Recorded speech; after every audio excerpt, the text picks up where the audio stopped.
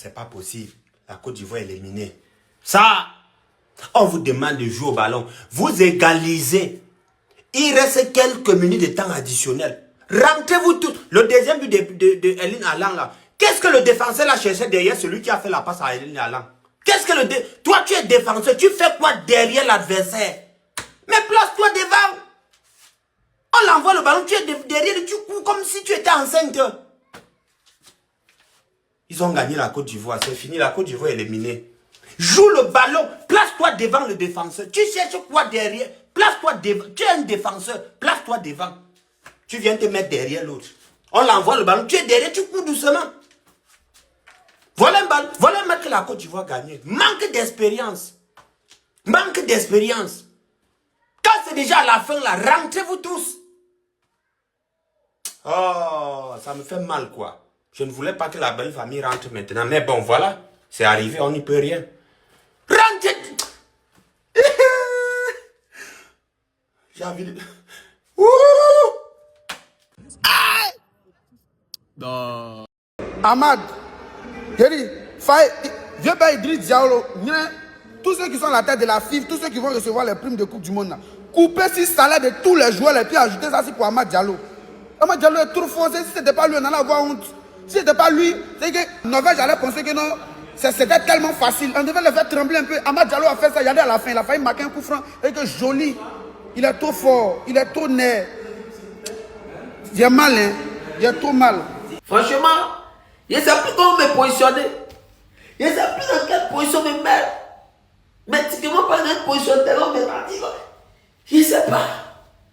On vous a dit de suivre Haaland. Vous l'avez laissé. Comment des joueurs, deuxième but là, de Haaland là, comment 3 attaques, 3 défenseurs vont sur un seul joueur? Il y a besoin qu'on puisse m'expliquer ça. Et puis on fait passe de Dorizal à Haaland. Il y a besoin qu'on puisse m'expliquer ça. Parce qu'il n'arrive pas à croire, quotalement parlant. Depuis aussi à cela, il me pose la question.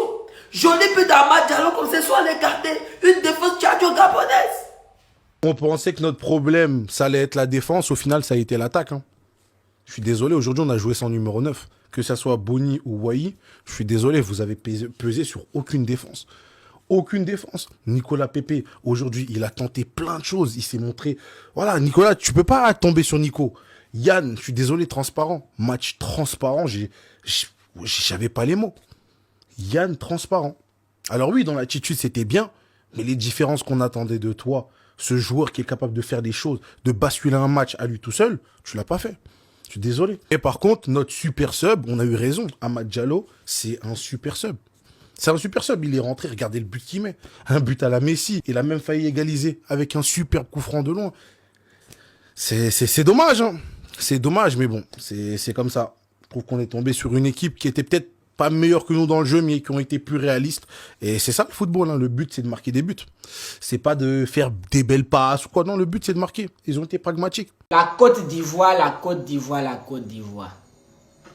Vous avez bien joué. Les joueurs, vous avez bien joué, mais la manière dont vous avez perdu, c'est énervant. On peut dire que vous avez manqué d'expérience. Sinon, comment on peut expliquer que c'est vous qui revenez au score? Ça veut dire quoi? La Norvège était en train de garder son score de 1-0. Et vous avez marqué 1-1. Et c'est vous maintenant qui décidez de laisser la balle à l'adversaire. Puis vous décidez de laisser la balle à l'adversaire au lieu d'être encore dur sur les, comment on appelle, dans les duels là. Non. Vous permettez à la Norvège de faire one touche jusqu'à de centrer. Or vous savez bien qu'il y a Haaland dans la surface.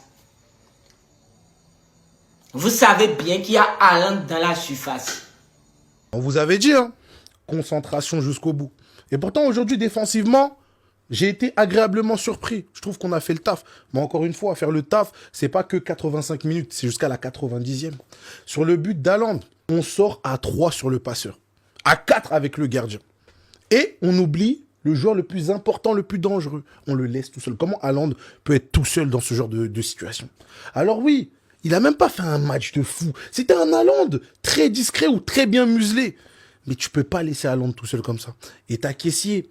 Tu vois que Kosonou part pour aller aider les autres, même si pour moi, c'est pas nécessaire. Ils sont déjà 2 sur celui qui a le ballon. Mais frérot, compense, prends sa place. Tu penses qu'Haaland, il a besoin de 4 mètres pour pouvoir marquer? Non. Même une demi-seconde. Hein. T'arrives en retard. Il rate son geste en plus. Hein.